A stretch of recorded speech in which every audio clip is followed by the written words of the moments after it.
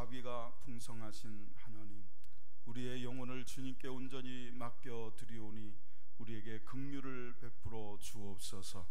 드리는 예배를 통하여 자비하신 하나님의 은혜를 깊이 경험하게 하시며 하나님의 임재 가운데 나아가게 하옵소서. 예수 그리스도의 이름으로 기도하옵나이다. 아멘. 다 같이 자리에서 일어나셔서 함께 회개와 임재의 기도를 드리겠습니다. 하나님 아버지, 주님 은혜를 감사합니다. 한 주간의 삶을 뒤돌아볼 때에 참으로 부족합니다. 하나님의 말씀을 붙들었음에도 하나님의 믿음으로 아버지 하나님의 은혜를 따라 살지 못했던 부족하고 연약한 우리들을 긍휼히 여겨 주옵소서. 죄악 가운데 먹고 마시며 그 죄악의 낙을 누리려고 했던 우리의 소욕을 불쌍히 여기소서. 예수 그리스도의 보혈로 씻어서 깨끗게 하시며 정결케 하옵소서. 깨끗게 하옵소서.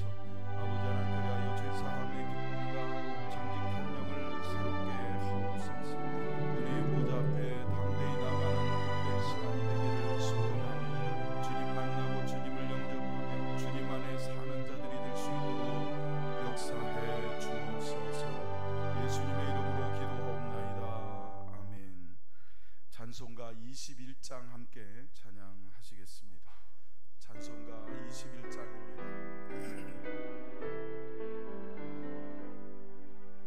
다 찬양하여라 전능하 창조의 주께 내오나 주 찬양 평강과 의원의 주니 성도들아 주 앞에 이제 나와 즐겁게 찬양하여라.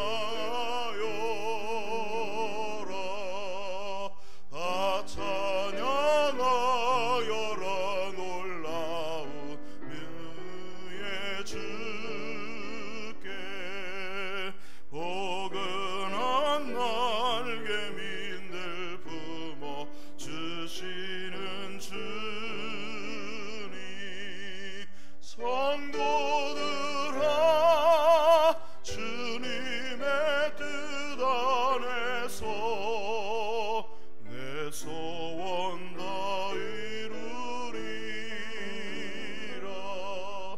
다 찬양하여라 온 맘과 마음을 바쳐 이 세상 만물이 주 앞에 다 나와 찬양. 성도들아 기쁘게 소리 높여 영원히 찬양하여라.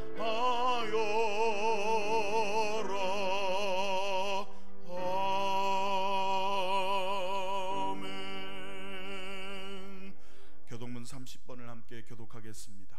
하나님은 우리에게 은혜를 베푸사 복을 주시고 그의 얼굴빛을 우리에게 비추사 하나님이여 민족들이 주를 찬송하게 하시며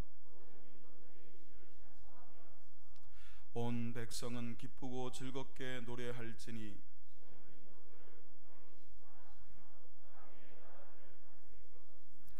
하나님이여 민족들이 주를 찬송하게 하시며 모든 민족으로 주를 찬송하게 하소서.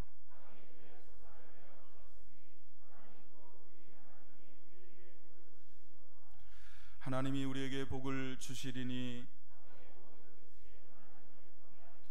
아멘. 전능하사 천지를 만드신 하나님 아버지를 내가 믿사오며 그의 아들 우리 주 예수 그리스도를 믿사오니 이는 성령으로 잉태하사 동정녀 마리아에게 나시고 본디오 빌라도에게 고난을 받으사 십자가에 못 박혀 죽으시고 장사한 지 사흘 만에 죽은 자 가운데서 다시 살아나시며 하늘에 오르사 전능하신 하나님 우편에 앉아 계시다가 저리로서 산 자와 죽은 자를 심판하러 오시리라.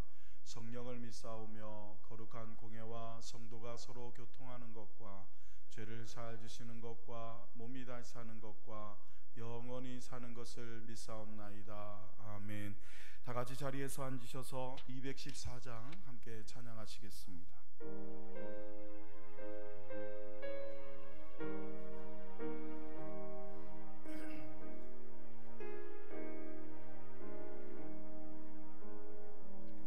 나 주의 도움 받고자 주 예수님께 빕니다. 구원 허락하시사 날 받아주소서. 내 모습 이대로 주 받아주소서. 날 위해 돌아가신 주 날 받아주소서.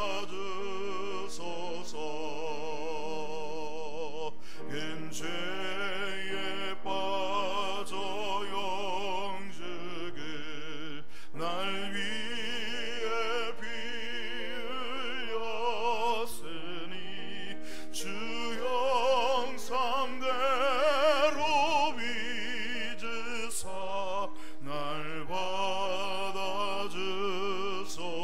아멘. 내 모습 이대로 주 받아주소서. 날 위해 돌아가신 주 날 받아주소서.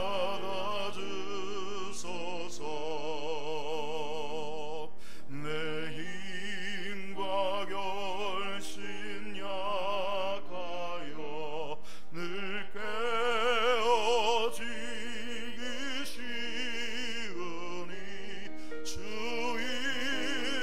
이름으로 구원해 날 받아주소서. 내 모습 이대로 주 받아주소서.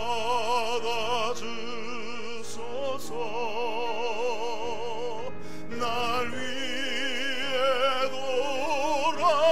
돌아가신 주 날 받아주소서. 내 주님 서신 발 앞에 나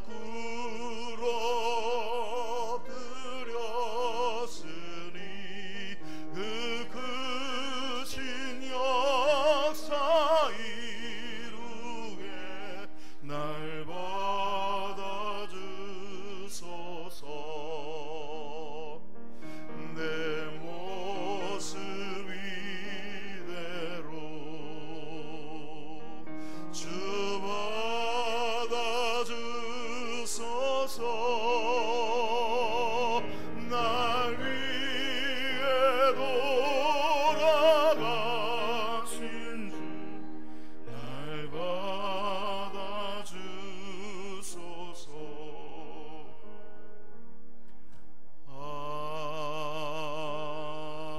아멘. 이 시간 우리 조국교회와 또 나라와 민족과 교회와 성도들을 위해서 다 같이 이렇게 동성으로 기도하시겠습니다. 하나님 아버지 주님의 감사합니다. 나라의 민족을 위하시며 불쌍히 주시옵소서. 아버지 하나님 또 아버지 하나님 여러 가지 어려움에 처해 있는 이때에 그 어느 때보다 하나님의 도우심이 그 어느 때보다 하나님의 은혜가 이 나라를 긍휼히 여기소서. 조국교회를 불쌍히 여기시고 하나님 앞에 진실한 미수바에 모였던 이스라엘 백성들처럼 회개하고 하시며 아버지 하나님의 구원을 바라보고 기도하게 하시며 주님의 은혜를 바라보고 부르짖게 하시며 주님의 역사를 성도들이 오늘도 주님 앞에 모여 힘들고 어려운 가운데서도 예배하고 기도하고 있어 우리에게 은혜를 베푸소서. 우리에게 능력을 베푸소서. 그리하여 하나님의 은혜로 주님의 능력으로 아버지 하나님 이기게 하시고 끝내는 승리하여 이것 가지고 하나님께 영광을 돌리는 은혜가 있도록 주님 도와주옵소서. 예수 그리스도의 이름으로 기도합니다.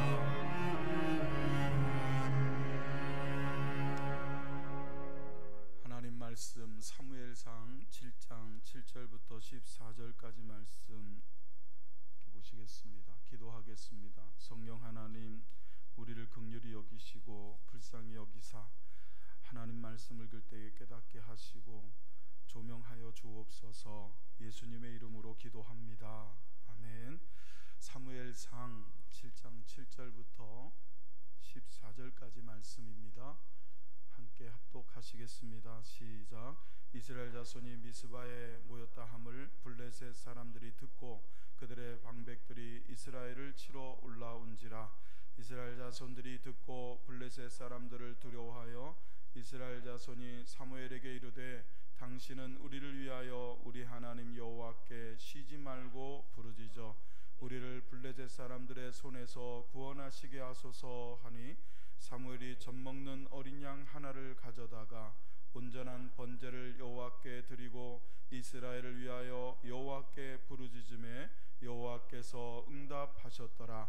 사무엘이 번제를 드릴 때에 블레셋 사람이 이스라엘과 싸우려고 가까이 오매 그날에 여호와께서 블레셋 사람에게 큰 우레를 발하여 그들을 어지럽게 하시니 그들이 이스라엘 앞에 패한지라. 이스라엘 사람들이 미스바에서 나아가서 블레셋 사람들을 추격하여 벳갈 아래에 이르기까지 쳤더라. 사무엘이 돌을 취하여 미스바와 센 사이에 세워 이르되 여호와께서 우리에게 여기까지 우리를 도우셨다 하고 그 이름을 에베네셀이라 하니라. 이에 블레셋 사람들이 굴복하여 다시는 이스라엘 지역 안에 들어오지 못하였으며 여호와의 손이 사무엘이 사는 날 동안에 블레셋 사람을 막으심에 블레셋 사람들이 이스라엘에게서 빼앗았던 성읍이 에그론으로부터 가드까지 이스라엘에게 회복되니 이스라엘이 그 사방 지역을 블레셋 사람들의 손에서 도로 찾았고 또 이스라엘과 아모리 사람 사이에 평화가 있었더라. 아멘. 오늘도 우리 악기팀이 하나님 앞에 찬양하시겠습니다.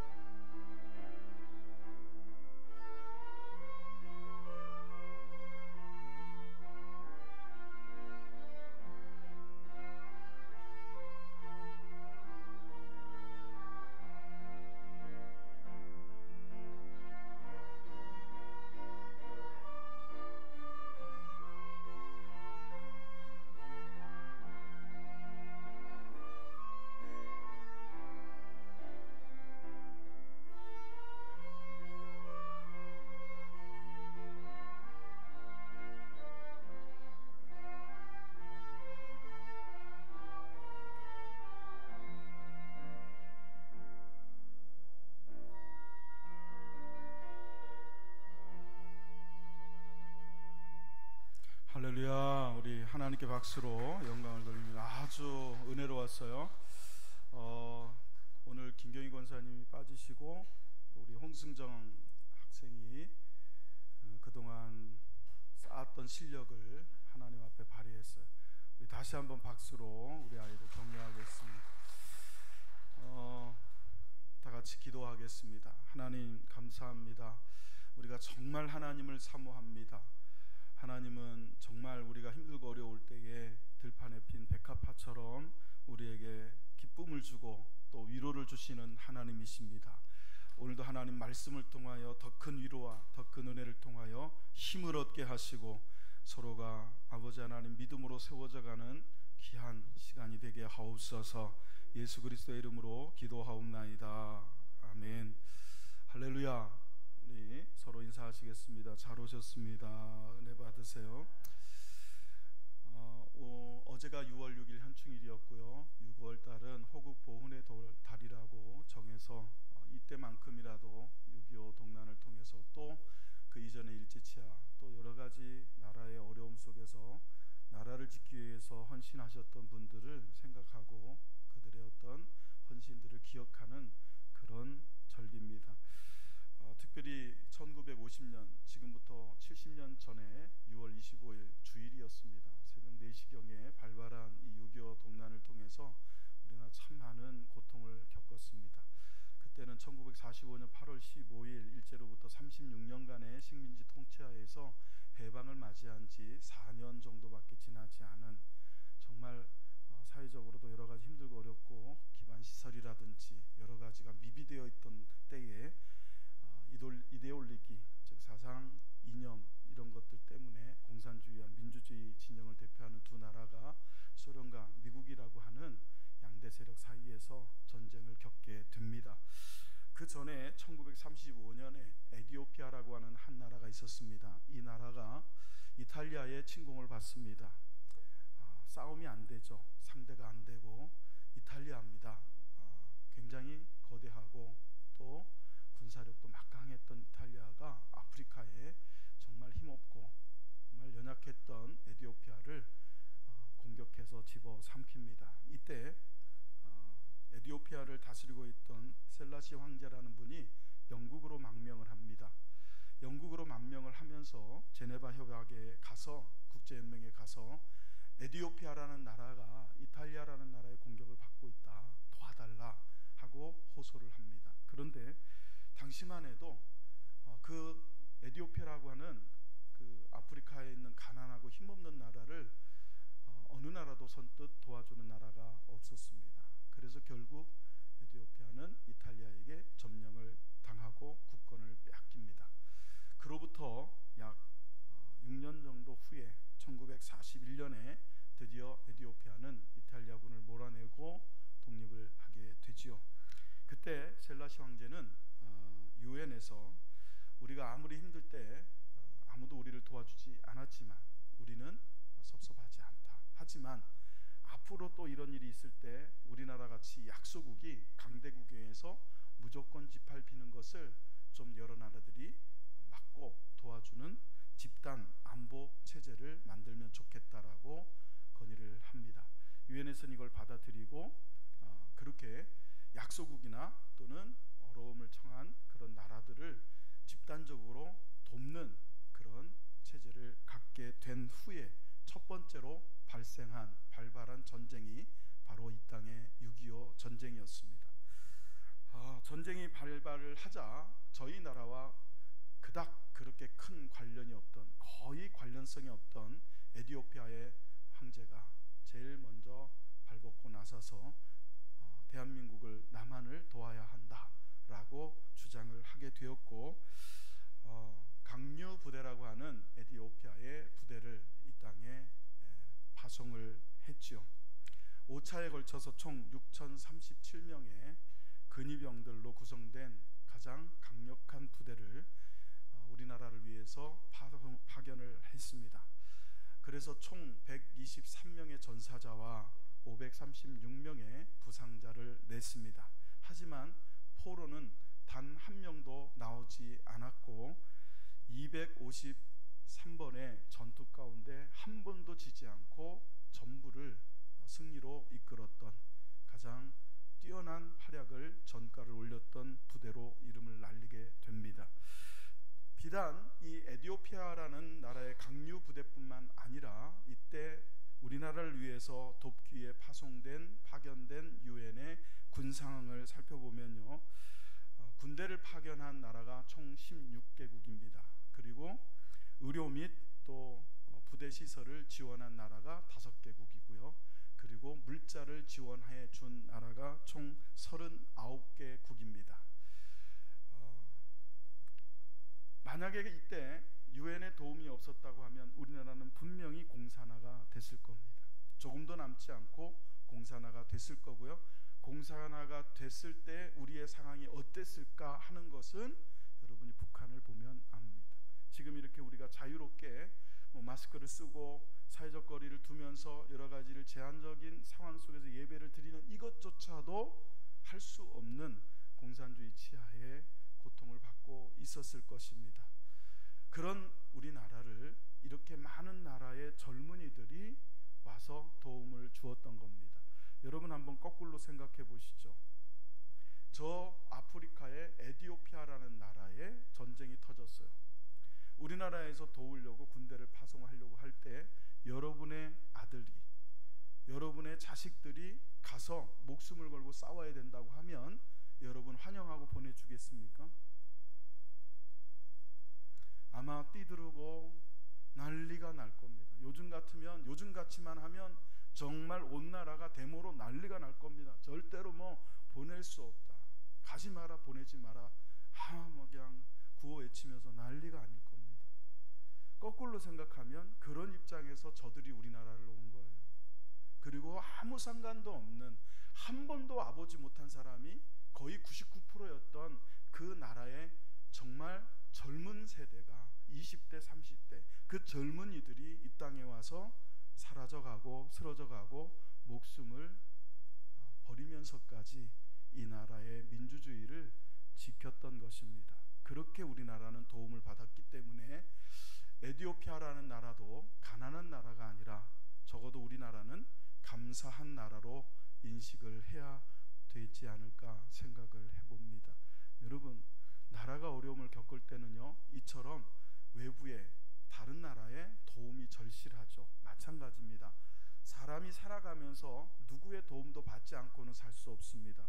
도움을 받을 수 있으면 받는 것이 좋고요, 줄 수 있으면 도움을 주는 것도 좋은 것입니다. 그러나 사람이 주는 도움에는 언제나 한계가 있습니다. 왜? 그 도움을 주는 사람도 부족하기 때문에 그렇습니다. 그래서 그리스도인들의 참된 도움은 사람에게서 오는 것이 아니라, 세상 다른 곳에서 오는 것이 아니라 하나님으로부터 옵니다. 하나님이 우리를 도우셔야 합니다. 하나님이 여러분을 도우시기를 주의 이름으로 축복합니다. 지금 이렇게 어려운 시기에 그 어떤 것보다도 하나님의 도우심이 조국교회와 서정장로교회와 여러분의 가정과 여러분 자녀들과 또 나아가서는 이 나라와 이 세계에 절실히 요구되고 필요한 시대입니다. 그런데 우리가 분명히 한 가지 깨달아야 될 게 있습니다. 하나님은 누구나 도와주십니다. 그러나 아무나 돕지는 않으십니다.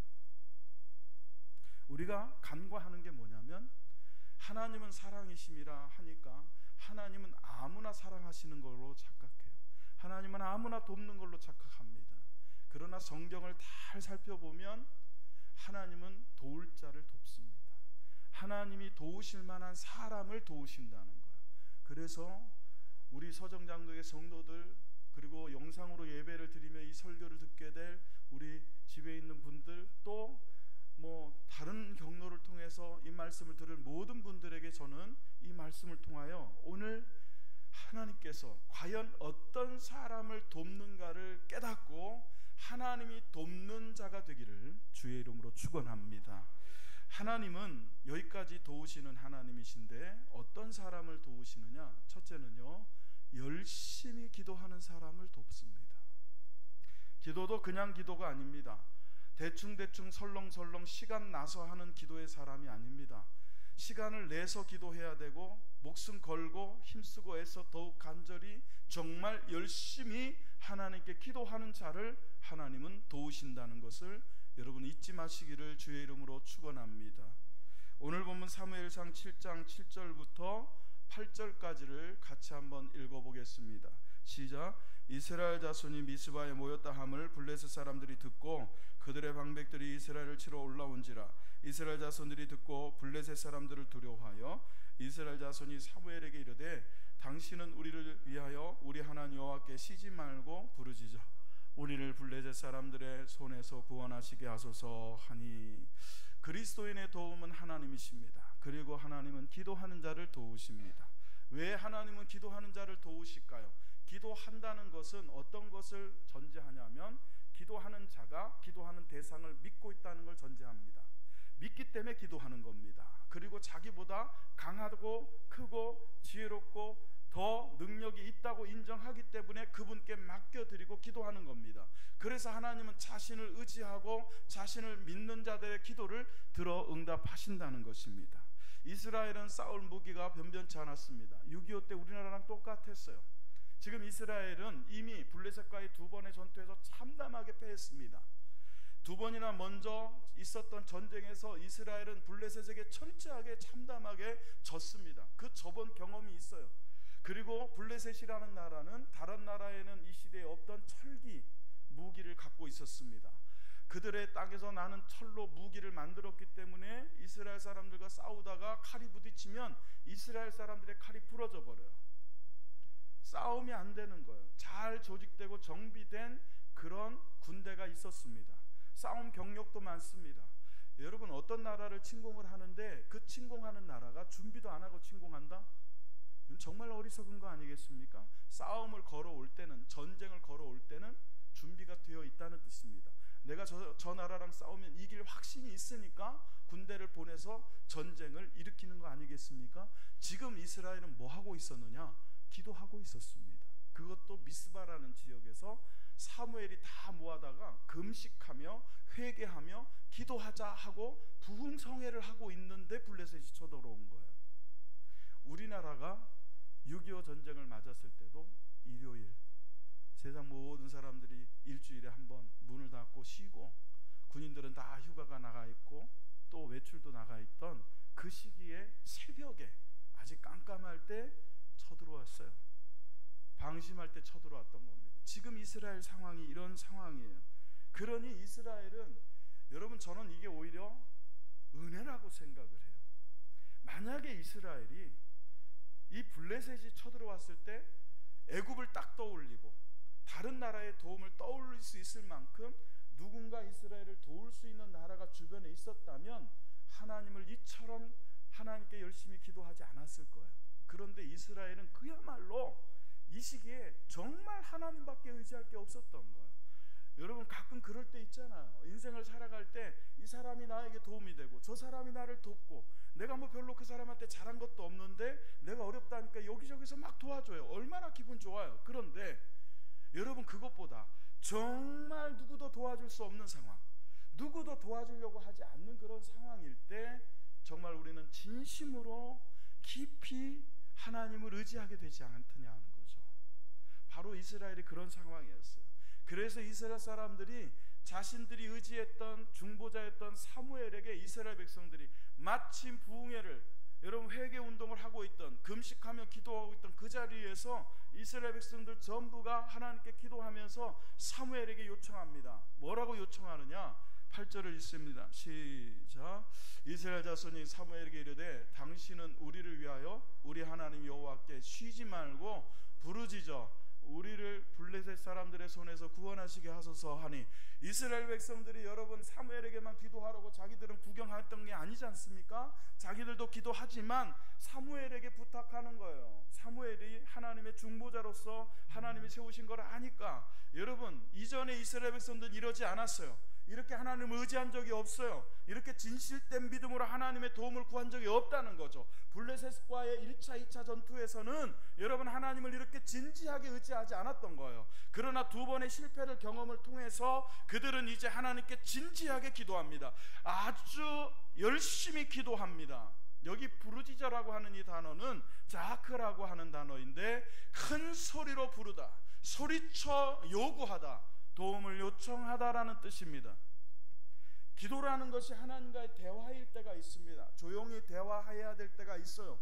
그게 기도의 중요한 요소이기는 합니다. 일방통행이 아니라는 거죠. 쌍방통행이라는 거예요. 하나님은 말씀하시고 우리는 듣고, 우리도 하나님께 말씀하고 하나님은 들으시는 대화의 요소가 분명히 있지만, 때로는 이처럼 정말 절박한 상황에서 하나님의 도우심을 요구하는, 하나님의 도우심을 간청하는 기도는 부르짖어 큰 소리로 뭡니까? 열심히 기도했다는 거예요. 열심히.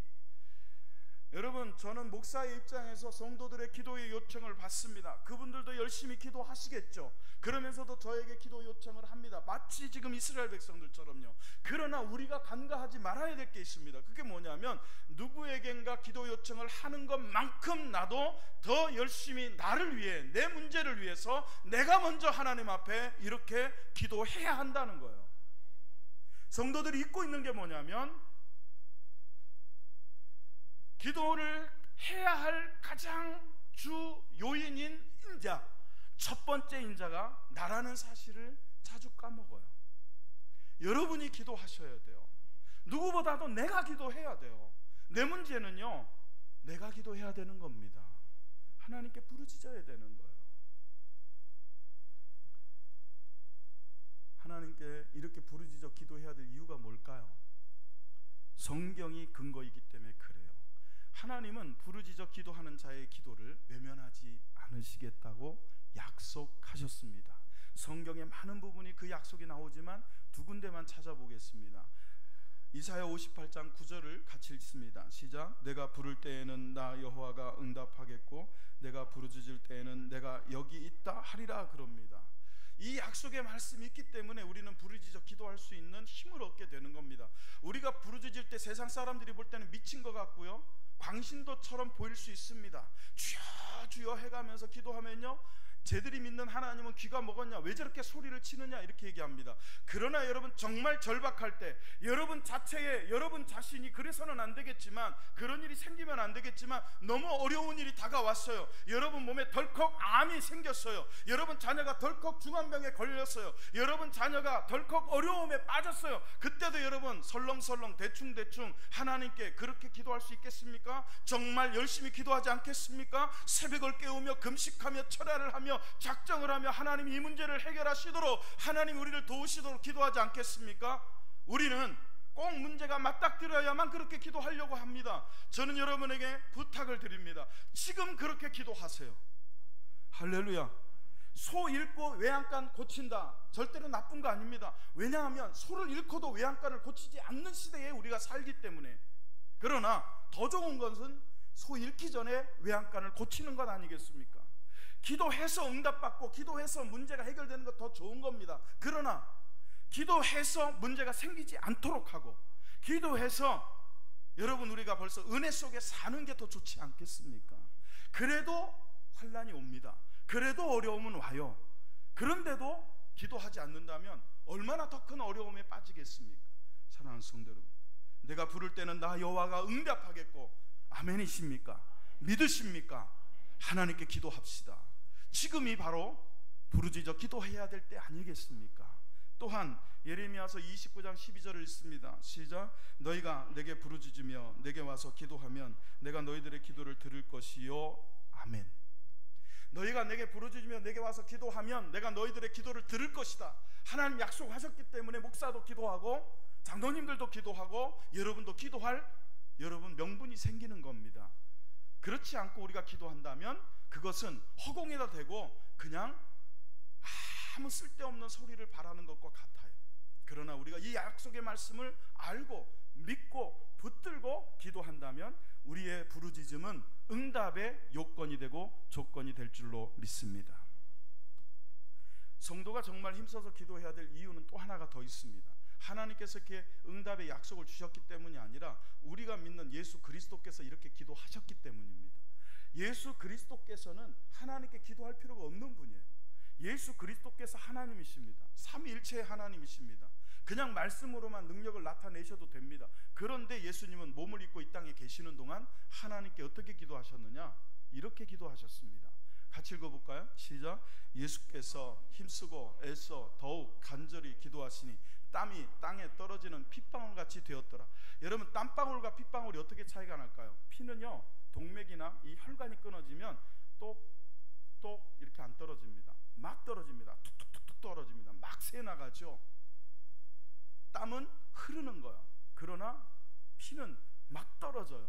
예수님께서 얼마나 힘쓰고 얼마나 애써서 얼마나 간절히 기도하셨든지 땀이 흐르는데 그 땀이 흐르는 것처럼 보이는 게 아니라 피가 떨어지는 것처럼 보였을 정도로 예수님은 힘쓰고 애써 더욱 간절히 기도하셨다면 예수님과 비교할 수 없는 피조물인 우리는 얼마나 더 힘쓰고 애써 더욱 간절히 열심히 하나님께 기도해야 하나님의 도우심을 받을 수 있겠느냐는 거예요. 하나님은 자동문이 아닙니다. 가까이 다가서면 열리는 자동문이 아닙니다. 두드려야 합니다. 하나님께는 구해야 됩니다. 하나님께는 찾아야 됩니다. 그래야 응답하십니다. 여러분의 기도의 마인드를 오늘 완전히 뜯어 고칠 수 있기를 축원합니다. 여러분, 지금 이 시대야말로 여러분의 기도의 믿음을 보여야 될 때입니다. 새벽에 나오기가 힘드신 분들은 하루에 시간을 정해놓고 하루에 한 번만이라도, 아무도 없을 때 더 좋잖아요. 요즘처럼 코로나 어디 갈 데도 없는데 교회 온다고 누가 말리는 사람 없잖아요. 들어오셔서 아무도 없는 교회에서, 여러분 교회를 다니면서 한 번쯤은 여러분이 아무도 없고 하나님과 나만 있는 그곳에서 나와 하나님과 1대1로 하나님께 이렇게 마음껏 부르짖어 교회를 위해서, 목사를 위해서, 아픈 성도들을 위해서 기도해 보셨냐 말이죠. 사람의 도움보다 하나님의 도움이 더 필요하다고 믿는 우리가 병원에 누워있는 동안 목사가 안 찾아오면 섭섭합니다. 목사가 교회에서 새벽마다 기도하고 있습니다라고 얘기를 해줘도 섭섭해요. 저는요, 게을러서가 아닙니다. 병원 끝까지 거 여기 찾아가면 좋죠. 1시간이면 갔다 오는 거리에 있는데 뭐 갔다 오면 돼요. 근데 그게 여러분, 교회에서 목사가 그 사람을 위해서 1시간을 기도하는 것보다 나을까요? 여러분이 적어도 저를 볼 때 믿어주셔야 될 게 뭐냐면, 저 목사는 다른 건 몰라도 나를 위해 새벽마다 기도하고 있겠다. 여러분, 어떤 사람이요, 너무 동이 궁해요. 너무 급해가지고 어떤 목사님이 개척교회는 너무 힘들어. 그래가지고 아는 목사님, 선배 목사님 찾아갔어요. 좀 도와달라고. 기다리래요. 그래서 기다렸어요. 왜? 기다려야 얻어오니까 7시간 만에 목사님이 나타나셔서 한 달에 10만 원씩 도와준다고 그러더래요. 그때 그 목사님이 결단한 게 있습니다. 내가 이 7시간 동안 교회에서 무릎을 꿇고 하나님께 기도했으면 10만 원이 아니라 1000만 원도 주실 하나님인데, 내가 사람 찾아가가지고 10만 원 얻자고 7시간 기다리고 앉았느니 교회 가서 내가 앞으로는 7시간을 기도를 하겠다. 우리는 하나님의 도움이 더 능력이 있다고 믿으면서도 여러분, 사람의 도움을 더 좋은 것으로 여기는 이 아이러니 속에 살아요. 여러분, 기도가 능력입니다. 기도가 하나님의 도우심을 불러오는 통로고 도구입니다. 가장 큰 은혜의 방편 중에 하나가 기도입니다. 여러분 스스로가 기도의 자리에 서는 은혜가 있기를 주의 이름으로 축원합니다. 2002년 영국 BBC에서 영국인 100만 명을 대상으로 역대 모든 영국인들 중에 예술가, 문학가, 스포츠가, 정치인, 할 것 없이 총망라해서 영국인 중에서 가장 존경하는 인물 하나를 뽑아라 했을 때 1위가 누구였을까요? 대문호 셰익스피어가 들어갈 수 있겠죠.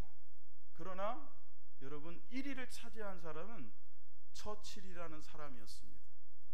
처칠은 세계 제2차 대전에 영국을 또 연합군을 승리로 이끄는데 지대한 공을 세운 사람이에요. 누가 봐도 이 사람은 어렸을 때부터 공부 잘했을 거고 선생님 말씀도 잘 듣고 모범생이었을 것 같은 이 사람이, 여러분 어렸을 때 그 생활기록부를 살펴보면 이렇게 기록이 되어 있습니다. 선생님이 학창시절 생활기록부에도 어떻게 적어놨느냐, 이 처칠이라는 아이는 품행이 나쁘고 믿을 수 없는 아이이며 희망이 전혀 없으며 다른 아이들과 싸움질만 일삼는 문제아라고 생활기록부에 써놨어요. 여러분이 아무리 그래도 그렇지, 선생님이 아무리 그래도 그렇지, 한 아이의 생활기록부에다가 품행이 나쁘고 믿을 수 없는 아이에다가 희망이 전혀 없고 다른 아이들과 싸움질만 하는 문제아라고 여러분 자식이 생활기록부를 받아왔으면 내 자식이 아무리 그래도 얘는 그럴만해 하고 참을 부모가 누가 있겠어요? 당장 학교 가서 선생님 도대체 이럴 수가 있습니까? 따지지 않겠어요? 윈스턴 처칠의 생활기록부예요. 공부도 얼마나 못했는지 지리 점수는 겨우 낙제를 면할 정도의 수준이었고요. 그가 육사를 들어가기 위해서 3번을 시험을 치고 3수 끝에 여러분 샌더스트 육군 사관학교에 들어가게 됩니다. 그랬던 그가 영국 사람들이 가장 존경하는 사람 1위에 뽑힐 수 있었던 이유가 뭘까요? 세계 제2차 대전 때 여러분 연합군이 프랑스의 한 지역에 옴짝달싹 못하고 갇힌 때가 있었습니다. 영국에서는 의회를 갑자기 소집합니다. 이거 다 죽게 생긴 거예요. 33만 명이 다 죽게 생겼어요. 저거 죽었다가는 그냥 전쟁은 끝나는 거예요. 독일 승리로. 그런 상황에서 여러분 의회를 소집하고 수상을 불러다 놓고 의장이 대표로 막 질의를 합니다. 지금 이 시국에 이거 전부 다 수상 탓 아니냐 말이죠. 당신이 제대로 지도를 하지 못해서 이런 어려움을 겪는 거 아니냐 막 따져 물었습니다. 그런데 여러분 처칠 수상이 눈을 감고 있는 거예요. 의장이 열을 받았어요. 아니 지금 눈을 뜨고 막 적극적으로 땀을 뻘뻘 흘리면서 대답을 해도 모자랄 판에 지금 와가지고 이렇게 앉아 있으면서 눈을 감고 있다니. 그래서 의장이 말이죠 화를 내면서 소리를 질렀어요. 여보시오 처칠 수상, 지금 온 나라 백성들이 다 나라를 걱정하고 있는 당신은 지금 한가하게 지금 여기까지 와서 졸고 앉았냐고 막 소리를 쳤어요. 그랬더니 윈스턴 처칠이 눈을 딱 뜨면서 이렇게 얘기합니다. 의장님, 저는 졸거나 자지 않았습니다. 나라에 빠진 이 위기를 놓고 하나님께 기도하고 있었습니다. 그 말이 딱 떨어지자마자 그렇게 비난하던 거기에 있던 모든 영국의 의원들이요 전부 다 입을 딱 닫고 같이 기도하기 시작했어요. 할렐루야. 여러분 윈스턴 처칠 저 잘 모릅니다. 이게 진짜인지 가짜인지도 모릅니다. 하지만 분명한 것은 윈스턴 처칠은 기록에 의하면 전쟁터에서든지 집무실에서든지 국회의사당에서든지 가장 위급할 때 언제나 하나님께 기도했던 사람이었다는 겁니다. 사랑하는 성도 여러분, 희망 없는 아이가 기도하니까 희망을 주는 아이가 됐어요. 낙제아가 기도해서 사람들에게 소망을 주고 승리를 주는 사람이 되었습니다. 기도는 희망 없는 교회를 희망 주는 교회로 바꿉니다. 기도는요 희망 없던 사람을 희망을 주는 사람으로 바꿀 수 있는 능력이 있습니다. 해보십시오. 해보고 말씀하세요. 해보지도 않고 기도해도 안 되더라 하지 마세요. 기도해도라고 할 때 그 기도해도가 안 된다고 하는 결론에 이른다면 여러분의 기도는 모자란 겁니다. 열심히 안 한 겁니다. 예수님처럼 목숨 걸고 기도하지 않은 겁니다. 하나님이 약속하셨잖아요. 너는 내게 부르짖으라 내가 응답하겠고가 약속이기 때문에 내가 정말 하나님께 열심히 기도하면 들으신다는 믿음의 확신을 가지고 그렇게 기도하셔서 응답받는 저와 여러분 되기를 예수의 이름으로 축원합니다. 두 번째로 여기까지 도우시는 하나님은 어떤 사람을 도우시느냐? 온전히 헌신하는 사람을 돕습니다. 목사님 뒤에 에어컨 좀 틀어주세요. 바람색이 좀 약하게 해서. 하나님은 도우시기는 도우시는데 어떤 사람을 돕느냐? 아무나 돕지 않습니다. 첫째는 열심히 기도하는 사람을 도우시고 두 번째는 온전히 헌신하는 사람을 돕는다라는 것이 본문의 메시지입니다. 오늘 보면 사무엘상 7장 9절로부터 11절까지를 같이 읽겠습니다. 시작. 사무엘이 젖먹는 어린 양 하나를 가져다가 온전한 번제를 여호와께 드리고 이스라엘을 위하여 여호와께 부르짖음에 여호와께서 응답하셨더라. 사무엘이 번제를 드릴 때에 블레셋 사람이 이스라엘과 싸우려고 가까이 오매 그날에 여호와께서 블레셋 사람에게 큰 우레를 발하여 그들을 어지럽게 하시니 그들이 이스라엘 앞에 패한지라. 이스라엘 사람들이 미스바에 나아가서 블레셋 사람들을 추격하여 뱃갈 아래에 이르기까지 쳤더라. 아멘. 여러분 어떤 사람은요 하나님이 돕고 싶게 만드는 사람이 있어요. 여러분들 중에도 친구나 또는 자녀들 또는 일가 친척 중에 어려움에 처했을 때 도와주고 싶은 사람이 있잖아요. 도와주고 싶은 마음을 갖게 하는 사람. 하나님도 똑같아요. 하나님도요, 더 도와주고 싶게 만드는 사람이 있어요. 하나님이 일하게 만드는 사람이 있단 말이죠. 그 사람을 위해서.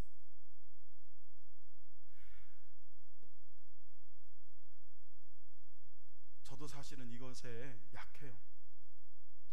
서정장로교회가 하나님이 도와주고 싶은 교회가 돼야죠. 아멘. 할렐루야. 네. 사람도 그래요. 성도도요, 하나님이 돕고 싶은 사람이 있다는 거죠.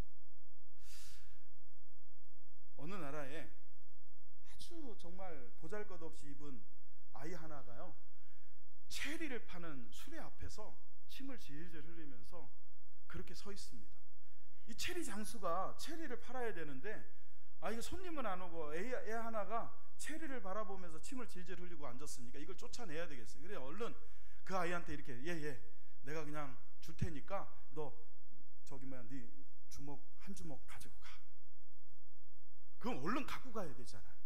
근데 얘가 안 갖고 가고 계속 이러고 있는 거야. 말도 안 하고. 이 사람이 답답해가지고 야야야 여기 있어.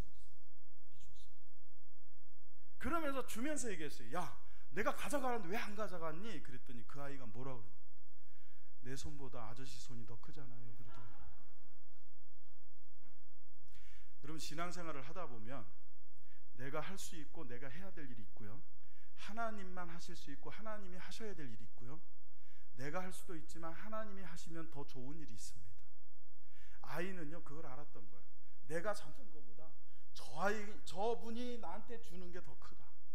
여러분, 우리는 이 이야기에서 그걸 깨달아야 돼요. 내가 할 수도 있고 하나님이 할 수도 있지만 하나님이 하시면 더 크게 받을 수 있는 것, 하나님이 하시게 해야 돼요. 하나님이 주시도록 만들어야 돼요. 근데 하나님이 주고 싶은 사람이 돼야 되겠죠. 하나님이 도움을 주고 싶은 사람, 그 사람이 누구냐는 거죠. 저는 그 사람이 바로 하나님께 온전한 헌신을 드린 사람이라고 믿는 겁니다. 그게 왜 그러느냐? 오늘 9절을 한번 읽어보세요. 시작. 사무엘이 젖먹는 어린 양 하나를 가져다가 온전한 번제를 여호와께 드리고 이스라엘을 위하여 여호와께 부르짖음에 여호와께서 응답하셨더라. 잘 보세요. 이 문맥이 어떻게 되냐면, 미스바에서 회개운동을 하기 위해서 모여서 회개운동하고 금식기도를 하고 있는데 블레셋이 쳐들어왔다는 소식을 듣고 이스라엘 백성들이 참 은혜로운 거예요. 이게 제일 먼저 아이고 망했다, 우린 다 죽었다 이러지 않고 사무엘에게 당신은 우리를 위하여 하나님께 쉬지 말고 밤낮 부르짖어 기도해달라고. 이게 얼마나 은혜입니까? 그들에게 믿음이 있었던 거죠. 그 얘기를 들은 사무엘이 바로 기도해도 되는데, 이스라엘 백성들보다는 사무엘이 영적으로 리더이니까 좀 달랐겠죠. 기도해달라고 했을 때 사무엘은 기도부터 시작한 게 아니라, 오늘 본문의 말씀을 잘 보시면 사무엘이 그 요청을 받고 제일 먼저 뭐 하냐면, 사무엘이 젖먹는 어린 양 하나를 가져다가 온전한 번제를 여호와께 드리고, 여러분, 여호와가 주어가 되는 그 단어의 동사를 보시면 첫째가 드리고예요. 두 번째가 여호와께 부르짖음에, 두 번째가 부르짖음이에요. 세 번째가 뭐냐면 여호와께서 응답하셨더라. 이 순서는 바뀌면 안 됩니다. 성경에 가끔 순서가 굉장히 중요할 때가 있어요. 보통은 크게 중요하지 않지만 이 말씀만큼은 순서가 중요해요. 먼저 여호와께 드리고, 그리고 이스라엘 위하여 여호와께 부르짖음에 여호와께서 응답하셨더라. 이게 순서입니다. 이게 사무엘이 알고 있던 하나님의 도우심을 끌어내는 방법이었어요. 여기 온전한 번제라고 하는 이 온전한이라고 하는 단어는 칼릴이라는 히브리어를 씁니다. 이 칼릴이라는 건 전부라는 뜻입니다. 몽땅 전체 그런 뜻입니다. 그리고 완전한 뜻이고 온전한 번제라는 관용구로 쓰여졌습니다. 자, 여러분 생각해 보세요. 온전한 그러면 하나님께 뭘 드린다 그러면 우리는 벌써 움츠러듭니다. 받는다 그러면 참 마음이 열려요. 근데 뭘 드린다 그러면 움츠러들어. 거꾸로 드린다 그러면 열리고, 받는다 그러면 조심하고. 이게 돼야 되는데 받는다 하면 확 열어버리고, 드린다 그러면. 여러분, 이스라엘 백성들이 블레셋의 침공 앞에서 하나님께 드린 게 뭡니까? 솔로몬처럼 1000번제를 드린 것도 아니에요. 일천저의 번제를 드린 것도 아니에요.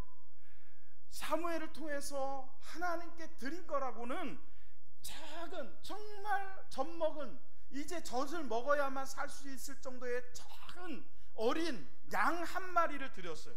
그렇게 하나님께 양 한 마리를 드렸을 때 이스라엘이 얻은 게 뭡니까? 전쟁에서의 승리 아닙니까? 여러분, 이때 당시에 전쟁에서 패하면 어떻게 되는지 아시잖아요. 남자로 전쟁에 참여한 자들은 다 죽습니다. 그리고 여자들은 포로로 끌려가서 노비가 돼야 되고, 이 어린 자녀들까지도, 그래 다니엘도 여러분 바벨론으로 끌려갔던 거 아니에요? 다 끌려가요. 다 빼앗겨요. 노략질 당해요. 성전 안에 들어와서 하나님께 제사를 지낼 때 쓰였던 성전 기구까지 싹 다 빼앗겼던 적도 있었어요. 심지어는 블레셋과의 전투에서는 여러분 언약궤까지 뺏겼어요. 그게 전투예요. 그게 전쟁이에요. 그런데 양 한 마리 드리고 그 모든 것을 얻었어요. 그것뿐만 아니라 뒤에 보시면 하나님께서 그 땅에 평화를 주시고, 할렐루야, 다시는 그들이 침공하지 못할 정도로 이스라엘을 강력하게 지키시는 은혜를 주시는 거예요. 양 한 마리에. 여기 온전한이라는 건 많은 걸 뜻하는 게 아니에요. 여러분, 예수님께서 가부의 두렛돈을 온전한 예물로 받으시고 축복하시고 가장 많이 넣었다고 칭찬하셨던 그 하나님께는 물질이 문제가 아니에요. 양이 문제가 아닙니다. 깊이가 문제고 넓이가 문제인 거예요. 온전하냐는 것이 문제라는 거예요. 번제는요, 남기지 않고 다 태워드리는 제사입니다. 5가지의 제사 중에 왜 하필 사무엘이 이때 번제로 이것을 드렸을까요? 한 마리를 다 드린다는 거예요. 하나님께 우리 자신을 다 드린다는 거예요. 그 양 한 마리는 한 마리의 양이었지만 이스라엘 백성들 전체를 뜻하는 것 아니겠습니까? 이렇게 하나님은 온전히 헌신하는 자를 도우십니다. 여러분이 하나님께 온전한 헌신을 드린다면 하나님은 여러분을 위해서 역사하실 것을 믿으시기를 축원합니다. 양 한 마리를 드리지 않으려고 하나님 앞에 인색했다가 하나님 앞에서 뺏기는 게 얼마나인지 몰라요. 여러분, 영적으로 예민한 분들은 이걸 압니다. 하나님께 드리려고 했던 거를 안 드리잖아요. 그러면 꼭 차가 고장이 나요. 그래서 원래 하나님께 드리려고 했던 거에 100배를 차 고치는 데 써야 돼요. 하나님께 이건 좀 드렸으면 하는 마음이 딱, 그런 감동이 딱 생겼는데 아까워. 그래서 안 드렸어. 그렇게 되면 어떤 일이 생기는지 아세요? 저 같은 경우는 꼭 누가 아파. 그 병원비로 그게 나가버려요. 이걸 경험한 사람들은요, 하나님께 양 한 마리를 드리고 차라리 승리를 얻어요. 여러분, 하나님께 인색하지 마세요. 할렐루야. 하나님께 감동이 올 때는 드리는 자가 되기를 예수의 이름으로 축원합니다. 서정 장로교회는요, 여러분 보시다시피 교회가 큰 것도 아니고 성도가 많은 것도 아니고 부자가 많은 것도 아니지만 지금까지 하나님이 차고 넘치도록, 흔들어서 차고 넘치도록 채워주셨어요. 할렐루야. 너무나 자랑스러운 거는요, 10년 넘게, 거의 한 15년 이상 저희 교회는요, 전 세계에 있는 18명의 아이들에게 한 명당 45,000원씩, 다른 데는 뭐 3만원, 만원만 보내달라고 그러는데 컴패션은요 45,000원씩 보내라고 그래요. 한 명당 45,000원씩 매달 보내면 그 아이가 한 달 동안 먹고 마시고 학교 가고 공부하고 주일날 교회 가서 예배 드리는데 부족함이 없도록 후원이 된다는 거예요. 그래서 18명 아이들에게 45,000원씩 매달 81만원입니다. 언뜻 계산하면 1년에 1,000만원, 10년이면 1억이 넘어요. 12년이면 1억 2천입니다. 우리 교회 정도의 규모에서 그 정도 끊임없이 할 수 있는, 그때 작정을 할 때는요, 이 교회를 평생 안 떠날 것처럼, 이 교회에 있는 동안 계속 헌금할 것처럼 그렇게 작정들을 하시고 다 떠났어요. 그때 작정했던 분들 중에 여기 없는 분들 많아요. 근데도 남아있는 분들이 그걸 지금까지도 감당하고 견뎌왔어요. 그랬더니 하나님이 어쨌든 복을 주셔서 빚지지 않게 하시고, 교회 건축하게 하시고, 할렐루야, 리모델링 하게 하시고, 더 아름답게 소망을 품을 수 있도록 역사하시잖아요. 양 한 마리 드리고 하나님의 은혜를 받는 것이 낫지 않겠습니까? 필라델피아에 존이라는 13살짜리 소년이 있었습니다. 이 소년이 다니던 교회는요, 수백 명이 다니던 교회였어요. 그런데 그 교회에 마당이 진흙이에요. 비만 오면 진흙 구덩이가 돼요. 그 마당을 거쳐서 교회 안으로 들어오니까 교회 예배당이 너무 엉망이 되는 거예요. 비가 올 때마다 그걸 경험한 이 13살짜리 존이라는 소년이 마음에 감동을 받습니다. 내가 이걸 바꿔야 되겠다. 13살짜리가요, 벽돌 공장에서 13살 때부터 일을 했어요. 집이 너무 가난해서 벽돌 공장, 그 힘든 공장에서 13살짜리 아이가 여러분 일을 하면서 7센트를 받아요. 7센트면 아무리 오래전이라고 해도 지금 따져봐야 몇백 원, 몇천 원 안 되는 돈이에요. 그 7센트를 벽돌 공장에서 하루 종일 일하고 받은 그 돈에서 벽돌 한 장을 사요, 매주. 그래서 그거를 하나 둘씩 깔기 시작했어요. 처음에는 관심도 없던 어른들이요, 그 모습을 보고 마음이 바뀝니다. 감동을 받습니다. 그래서 마당만 바꾼 게 아니라 낡은 교회 건물을 다 치워버리고 새로 건축을 해요. 그 사람이 누구냐? 미국의 백화점 왕이었던 워너 메이커라는 분입니다. 백화점 왕이 됩니다.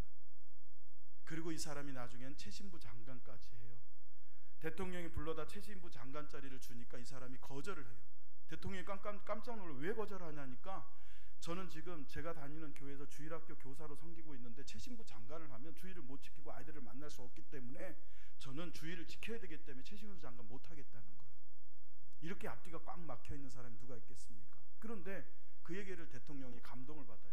그리고 뭐라고 제안을 하냐면, 당신이 최신부 장관으로 일하는 동안에는 철저하게 주일 성수할 수 있도록 배려를 할 테니까 그때만큼은, 주일만큼은 무조건 최신부 장관보다 주일학교 교사 자리가 먼저니까 그 해줄 테니까, 보장해 줄 테니까 좀 해달라. 여러분 멋지지 않습니까? 벽돌 한 장이 교회를 바꿔요. 어린 양 한 마리가 나라를 바꿔요. 여러분의 헌신이 양이 문제가 아니라 깊이와 넓이가 온전하면 여러분의 헌신을 통해서 서점 장로교회가 바뀌게 될 줄로 믿습니다. 하나님은 온전히 헌신하는 자를 도우십니다. 마지막 세 번째로요, 하나님은 철저히 맡기는 자를 도우십니다. 여러분 우리 같이 한번 해보시죠. 하나님은 철저히 맡기는 자를 도우신다. 철저히 맡겨야 돼요. 철저하게. 오늘 보면 사무엘상 7장 12절부터 14절을 읽습니다. 시작. 사무엘이 돌을 취하여 미스바와 센 사이에 세워 이르되 여호와께서 여기까지 우리를 도우셨다 하고 그 이름을 에베네셀이라 하니라. 이에 블레셋 사람들이 굴복하여 다시는 이스라엘 지역 안에 들어오지 못하였으며 여호와의 손이 사무엘이 사는 날 동안에 블레셋 사람을 막으심에 블레셋 사람들이 이스라엘에게서 빼앗았던 성읍이 에그론부터 가드까지 이스라엘에게 회복되니 이스라엘이 그 사방 지역을 블레셋 사람들의 손에서 도로 찾았고 또 이스라엘과 아모리 사람 사이에 평화가 있었더라. 아멘. 자, 여기에 에베네셀이라는 말이 나옵니다. 여러분도 잘 아시다시피 에베네셀이라는 히브리어의 뜻은 하나님께서 여기까지 도우셨다라는 뜻이에요. 그 말씀이 바로 오늘 본문 12절부터 12절에 나오죠. 여호와께서 여기까지 우리를 도우셨다 하고 그 이름을 에베네셀이라. 그래서 많은 분들이 성경을 읽을 때 에베네셀 하면 이걸 떠올려요. 근데 여러분 에베네셀은 원래 그게 아니에요. 에베네셀의 원래는요 지명입니다. 지명. 경기도 평택시 하는 것처럼 이스라엘의 에베네셀이라는 지역이 있었어요. 그 지역이 어떤 지역이냐, 예루살렘으로부터 조금 위쪽 북쪽에 있는 땅인데 이 에베네셀에 여러분 이스라엘이 군대가 진을 치게 돼요. 자, 그 장면을 사무엘상 4장 1절에서 봅니다. 같이 읽어보시죠. 시작. 사무엘의 말이 온 이스라엘에 전파되니라. 이스라엘은 나가서 블레셋 사람들과 싸우려고 에베네셀 곁에 진치고 블레셋 사람들은 아벡에 진쳤다. 자, 블레셋 사람들이 이 침공을 해왔을 때 아벡이라는 곳에 진을 치니까 거기에서 제일 잘 막을 수 있는 지역이 에베네셀이었던 거예요. 이 에베네셀이라는 지역에 나가서 진을 치고 이 1차 전투에서 전쟁을 해가지고 이스라엘이 집니다. 이스라엘 큰 충격을 받았어요. 저 이방신을 섬기는 것들이, 옛날 여러분 이 시대의 고대 전쟁은요 신과 신들의 전쟁이에요. 그들이 섬기는 신과 그들이 내가 섬기는 신의 전쟁이었는데 저 이방 것들이 섬기는 그 바알이나 아스타라 그런 것들을 섬겨봐야 저것들 우리가 믿는 하나님 상대가 안 되지 이랬던 거예요. 근데 졌어. 충격을 받고 모여가지고 회의를 해요. 머리를 싸매고 회의를 하는데 왜 우리가 졌지? 원인을 찾아냈어요. 그 원인이 뭐였느냐면 아차, 우리가 언약궤를 안 갖고 왔네. 그래가지고 두 번째 싸움 때는요 언약궤를 갖고 와요. 자, 5장 1절 읽어보세요. 시작. 블레셋 사람들이 하나님의 궤를 빼앗아가지고 에베네셀에서부터 아스돗에 이르니. 두 번째 전투에서 이스라엘 병사 3만 명이 죽습니다. 그리고 진으로 끌고 왔던 언약궤마저 뺏겨요. 여러분 이게 보통 이게 큰일이 아닌 거예요.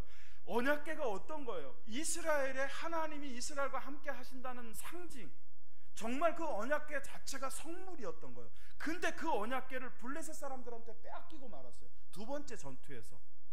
그래서 에벤에셀 하면 어떤 기억이 떠올라요? 블레셋과의 전투에서 맨날 졌던 기억이 떠오르는 지역이에요.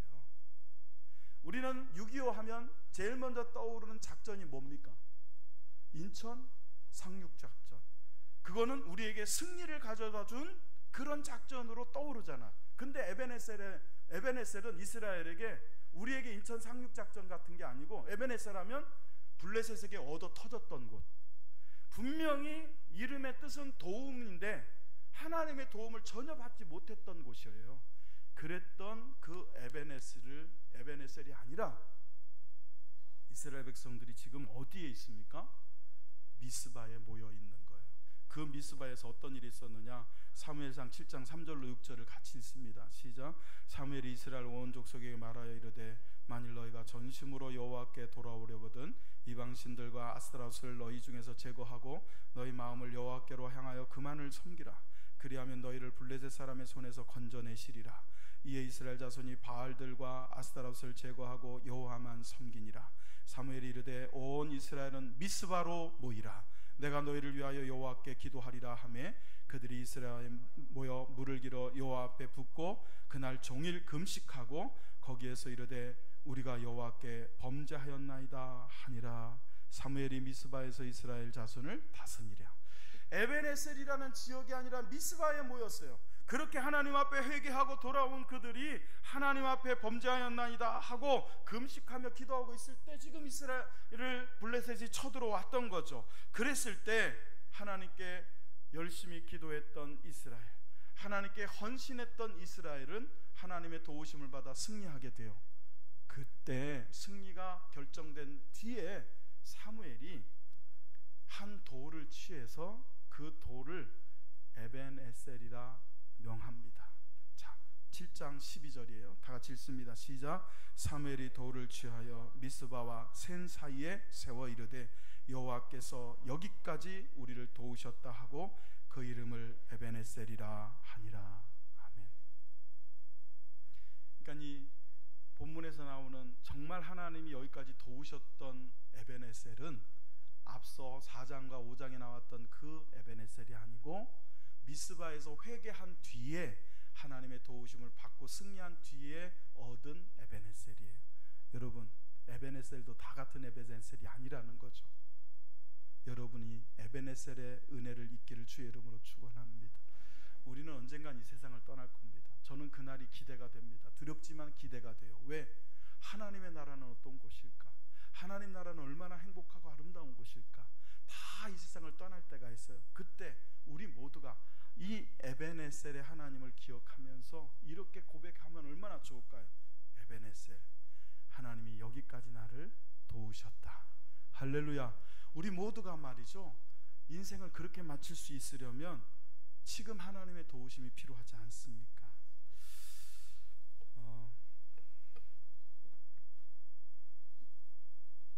13절 말씀을 보면 블레셋 사람들이 굴복하고 전쟁에 패해서 이스라엘 지역 안에 다시는 돌아오지 못하였으며 여호와의 손이 사무엘이 사는 날 동안 블레셋 사람을 막으셨다 그래요.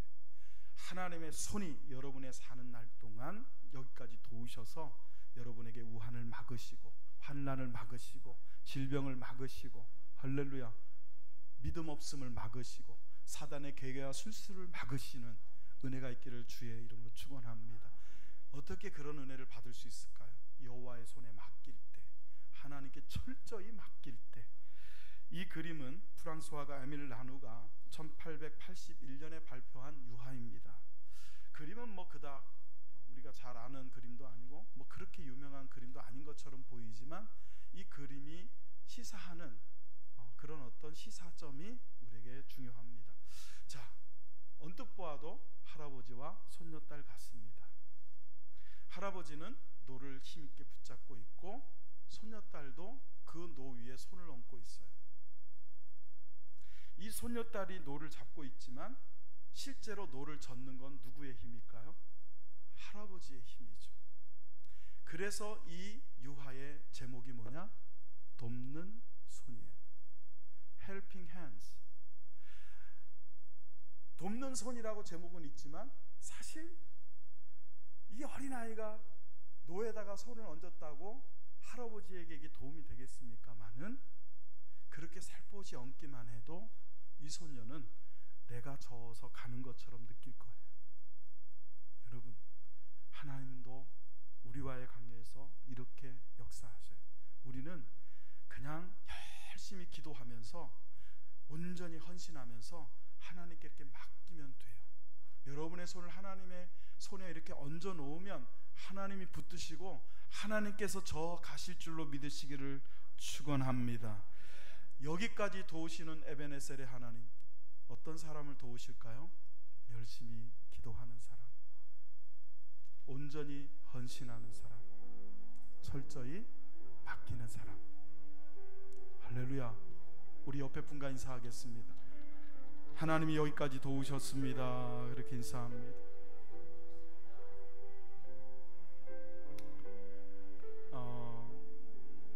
지난주 간 동안 제가 이 찬양을 한 100번은 넘게 불렀습니다.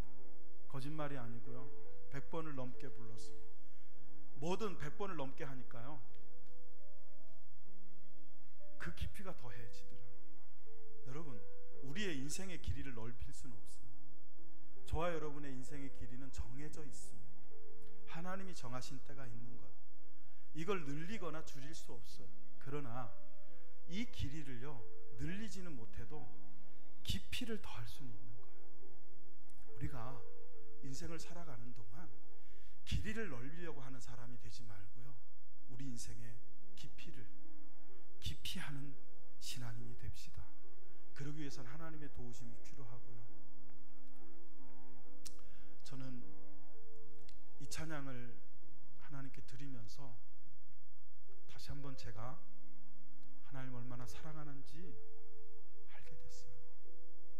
저는 여러분이 이 찬양을 할 때 비록 마스크 넘어서 정말 잘 들리지 않는 소리이지만, 숨도 제대로 못 쉬고 답답함이 있지만, 이 찬양을 할 때 여러분이 하나님을 얼마나 사랑하시는지를 좀 느낄 수 있었으면 좋겠고요.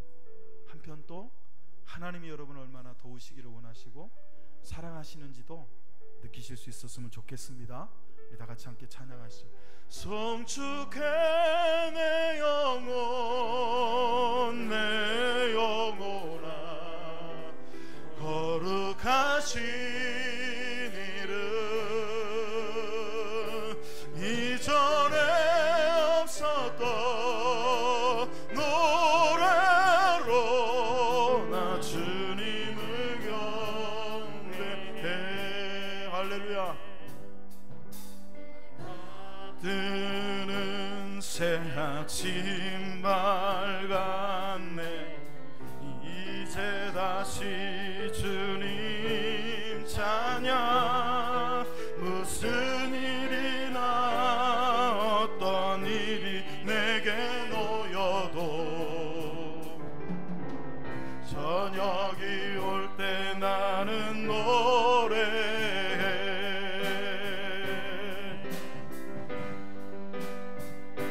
성축해 내 영혼, 내 영혼아, 거룩하신 이름,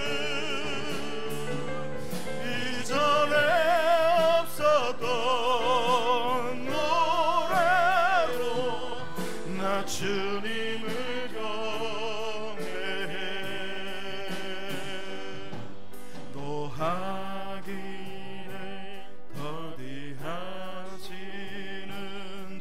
그의 크신 사랑 넘치네. 주의 선하신 내가 노래하리. 수많은 이유로 나도 우리 하나님 앞에 오른손을 들고 마음껏 찬양합니다. 성축해 내 영혼, 내 영혼아, 거룩하신, 우리가 얼마나 하나님을 사랑하는지 하나님이 또한 우리를 얼마나 사랑하시는지, 하나님이 우리에게 얼마나 큰 은총과 은혜를 베푸시는지. 할렐루야. 곧 그날에 나의 힘다 나의 삶의 여정 마칠 때 끝없는 찬양을 드리리라. 수많은 세월 지나요. 아멘 아멘. 송축해 내 영혼 내 영혼아 거룩하신 이름 이전에 없었던 노래로 나 주님을 겨. 우리 목소리로만 찬양합니다. 송축해 송축해 내 영혼 내 영혼아 거룩하신 이름 이전에 없었던 노래로 나 주님을 경배. 우리 다같이 다시 한번 송축해 내 영혼 내 영혼아 거룩하신 이름 이전에 없었던 노래로 나 주님을 경배해. 여러분, 언젠가는 우리가 이 세상에서의 삶의 여정을 마치고 하나님 나라에 들어갈 때가 올 것입니다. 그렇게 되기 전에 먼저 우리의 육체는 노쇠하게 될 것이고 병에 걸릴 것이고 또 힘도 빠지고 연약해질 겁니다.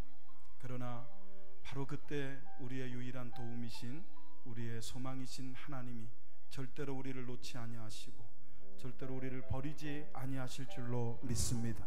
우리의 유일한 소망은 하나님이십니다.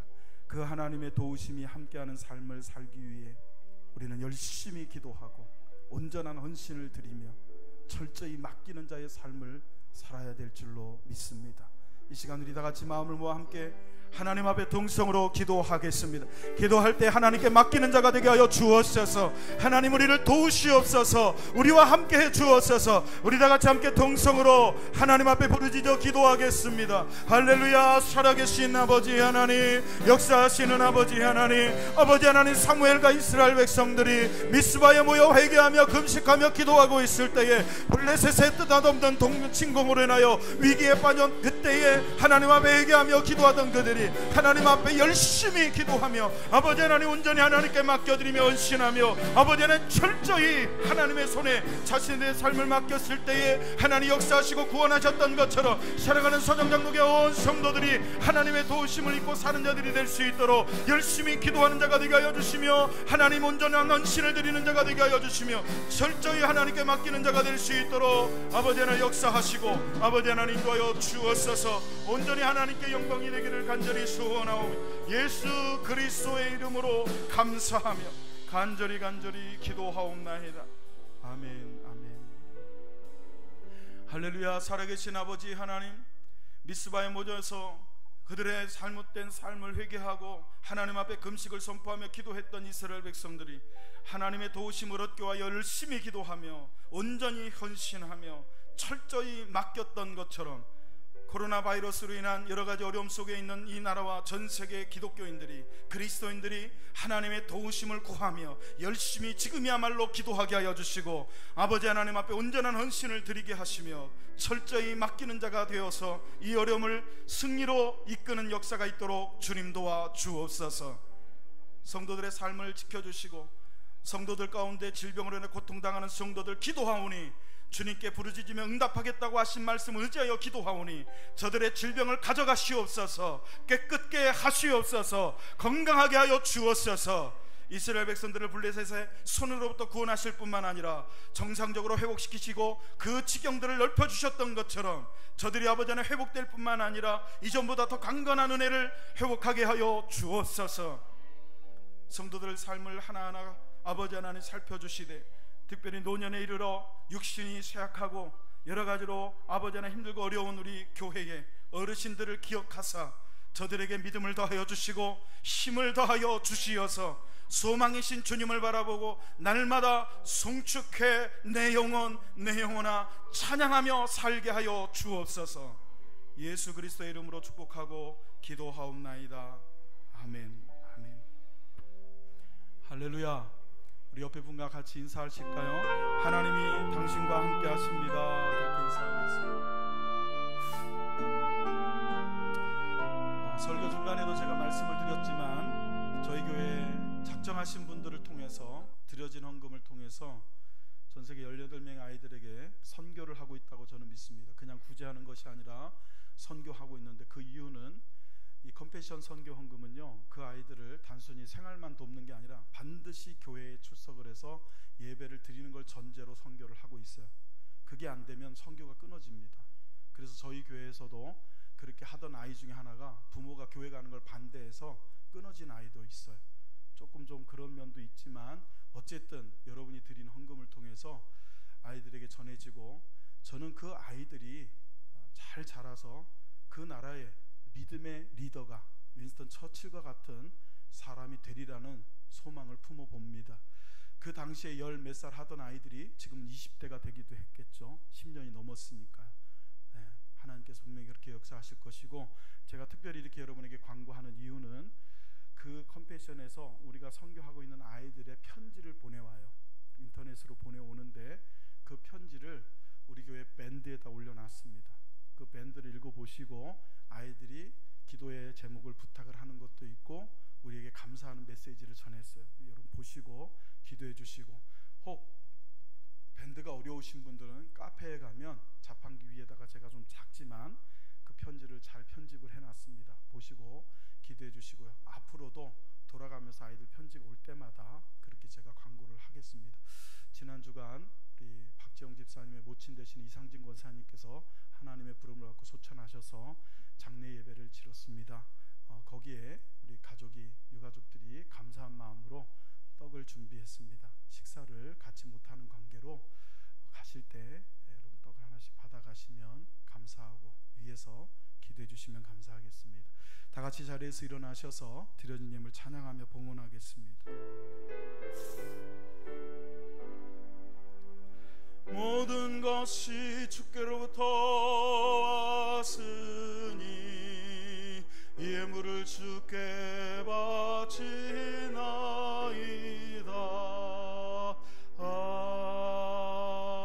아멘. 네, 우리 예배를 돕는 우리 강지웅 청년도 있고 또 우리 희민이도 있고, 오늘은 거기에 여러분이 들으셨겠지만 이해동 귀한 우리 학생이 드럼으로 또 하나님을 섬겼어요. 얼마나 긴장을 했는지 토요일날 밤에 혼자 와서 때려 부시는 줄 알았습니다. 연습을 열심히 했어요. 우리 앞으로도 정말 주님 안에서 잘 자라서 우리 교회에 멋진 찬양팀 되도록 우리 격려하고 박수 한번 하시죠. 우리 교회는 소망이 있어요. 위에 우리 아이들 보세요. 바글바글 하잖아요. 얼마나 예쁜지 몰라요. 우리 태연이가요, 집에서 율동을 얼마나 하는지 송축해 내용은 그 찬양을 발음도 잘 못하면서 맨날 한대요. 그러고는 엄마한테 이렇게 얘기한대요. 엄마, 이거 핸드폰으로 찍어서 그 말씀 전하는 목사님한테 전해주라고 그렇게 얘기를 한대요. 그래서 제가 거기 얼마나 위로가 됐는지, 그래서 제가 그 찬양을 일주일 내내 100번도 넘게 불렀어요. 여러분, 우리 교회는 소망이 있습니다.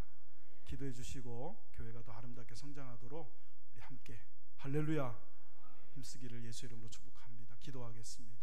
하나님, 귀한 예물 드립니다. 우리의 찬양도 받으시고 우리의 기도도 받으시고 우리의 온전한 헌신도 받아 주옵소서.